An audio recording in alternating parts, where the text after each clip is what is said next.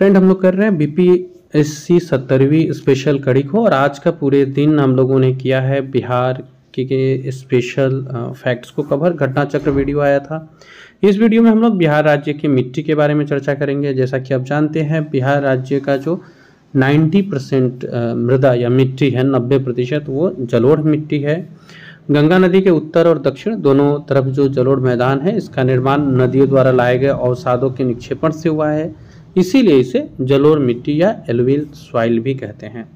Marks की दृष्टि से आप प्रीवियस ईयर क्वेश्चंस देखेंगे, लगभग हर साल मिट्टी से 2 या 3 नंबर के प्रश्न पूछे गए हैं। स्टेट पीसीएस, यूपीएससी इस तरह के एग्जाम का प्रिपरेशन कर रहे हैं, चैनल को सब्सक्राइब कर लीजिए, बहुत यूजफुल होने वाला है ये। और ये वीडियो में समझाने का प्रयास होगा बिहार की मिट्टी को, और ये अगर हम लोग समझ लेते हैं अगले 12-13 मिनट में, तो ये अगला 10-12 मिनट आपको कम से कम 3-4 नंबर के प्रश्न सोल्व करने में मदद करेगा। एट द एंड हम लोग कुछ प्रीवियस ईयर के क्वेश्चंस भी देख लेंगे, जिससे हमारा डाउट एकदम से ना रहे। तो मैं वीडियो को स्टार्ट करता हूं बिना देर किए। चैनल पे पहली बार आए हैं, सब्सक्राइब जरूर कर लीजिएगा, और ऐसे प्रिपरेशन करने वाले तो शेयर भी कर दीजिएगा। बिहार की मिट्टी को जब हम लोग वर्गीकृत करते हैं तो 3 पार्ट में आती है: उत्तर बिहार की मिट्टी, दक्षिण बिहार की मिट्टी और दक्षिण के पठार की मिट्टी। इनको बहुत डिटेल्स में समझने के लिए, अच्छे से समझने के लिए हमें बिहार के मैप के ऊपर भी अच्छा पकड़ होना होगा।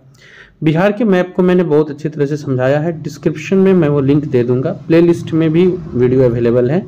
आप इन सब वीडियो को जरूर एक बार देखिएगा, आपके एग्जाम में आपको खुद फील होगा कि कुछ हेल्पफुल तो ये जरूर है, इनफैक्ट बहुत हेल्पफुल होने वाला है।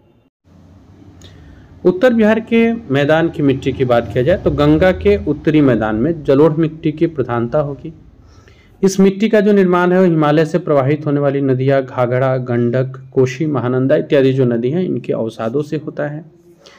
तो एलुवियल सॉइल जो है ये प्रीडोमिनेट्स है नॉर्दर्न गंगेटिक प्लेन में, और इस मिट्टी का जो फॉर्मेशन हुआ है वो सेडिमेंट्स जो नदियाँ फ्लो करते समय लेकर के आती है और उसको छोड़ देती है, उससे हुआ है, जिसमें घाघरा, गंडक ये सब नदी को आप देख सकते हैं।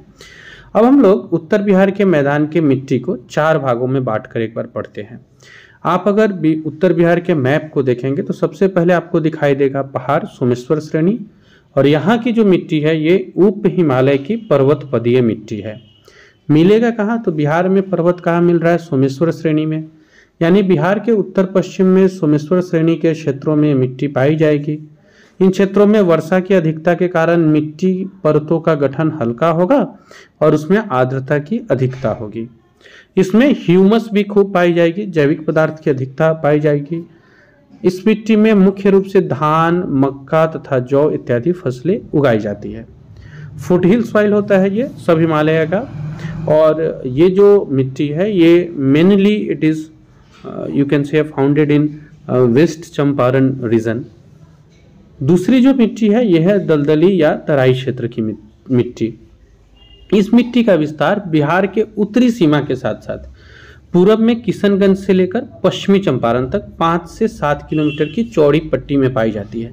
देखिए, जनरली तराई क्षेत्र तो हम लोग जानते हैं क्या होता है, पहाड़ के नीचे का जो एरिया होता है ना। तो ये कहाँ है भारत के मैप में आप देखेंगे तो पश्चिमी चंपारण के सोमेश्वर श्रेणी से शुरू करते हुए जब हम लोग पहुंचते हैं इधर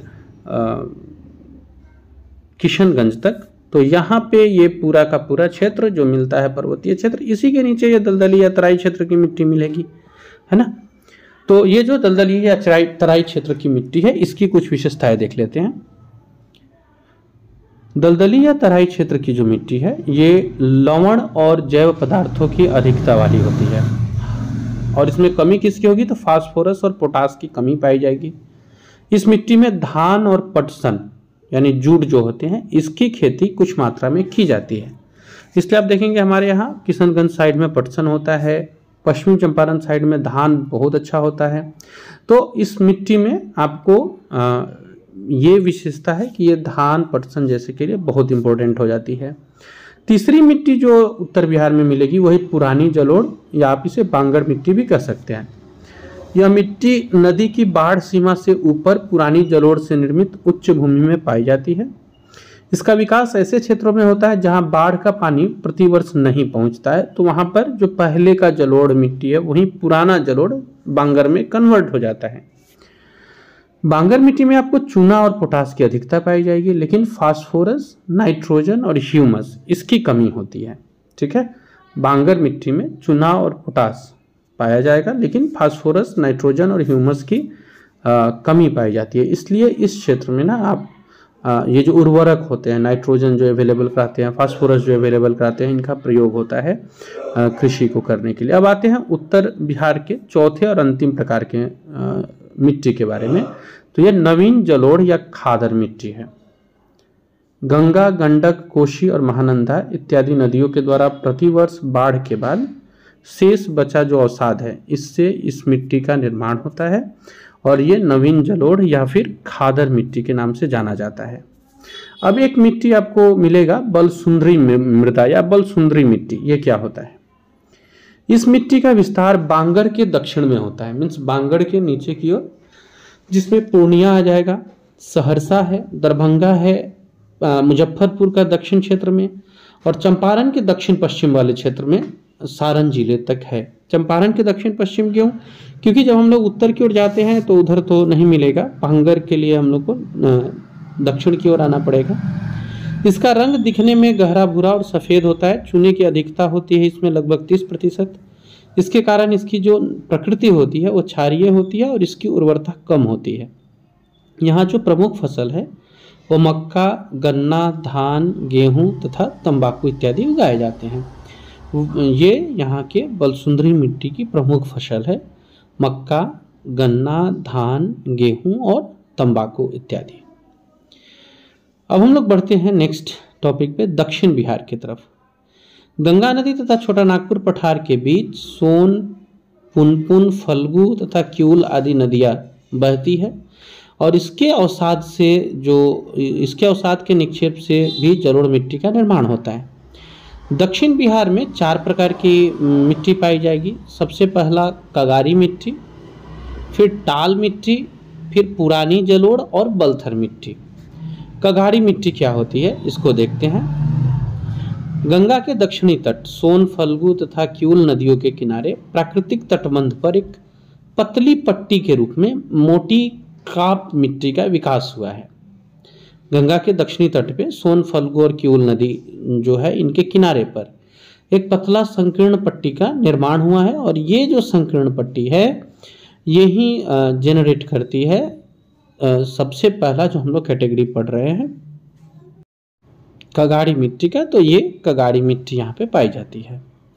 इसके बाद आते हैं टाल मिट्टी पर। इसका विस्तार कगाड़ी मिट्टी के दक्षिण में, जहाँ पे कगाड़ी मिट्टी समाप्त हो जाता है, इसके दक्षिण में हम लोग चलते हैं तो बक्सर से भागलपुर तक 8 से 10 किलोमीटर की एक चौड़ी पट्टी है, जिसमें आपको ये अगले टाइप की जो मिट्टी है ये मिलती है। इसको टाल मिट्टी के नाम से जाना जाता है। तो टाल मिट्टी मिल गई, कगारी हो गई। अब बचा पुरानी जलोढ़ मिट्टी और बलथर मिट्टी। टाल पहले ये भी एक चीज़ समझ लेते हैं, टाल होता क्या है। गंगा नदी के दक्षिण तटबंध के दक्षिण में निम्न भूमि का एक क्षेत्र होता है जिसमें बाढ़ या फिर वर्षा का पानी भर जाता है और ये जो भूमि है जलमग्न हो जाता है। इसको ही टाल तालाब बोलते हैं, जो प्रोनाउंस्ड करते करते टाल में कन्वर्ट हो जाता है। तो यही टाल कहलाता है, अर्थात वर्षा का जल भर जाने के कारण जो निम्न भूमि क्षेत्र जलमग्न हो जाता है उसी को टाल, ताल या तालाब कहते हैं।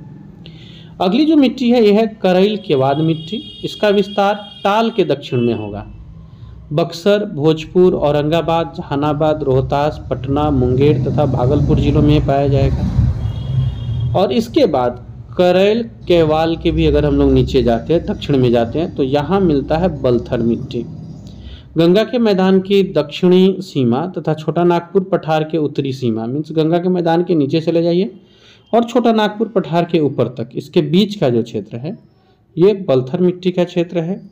यह मिट्टी 8 से 15 किलोमीटर की चौड़ी पट्टी के रूप में पश्चिम में कैमूर श्रेणी से लेकर पूरब में राजमहल की पहाड़ी तक पाई जाती है। तो ये बलथर मिट्टी है और ये हम लोगों ने बेसिक सी जानकारी ली बिहार के मिट्टी से जुड़ा हुआ, बिहार के जो मिट्टी स्पेशल हम लोग करने वाले थे, वो उसकी हम लोगों ने जानकारी ली।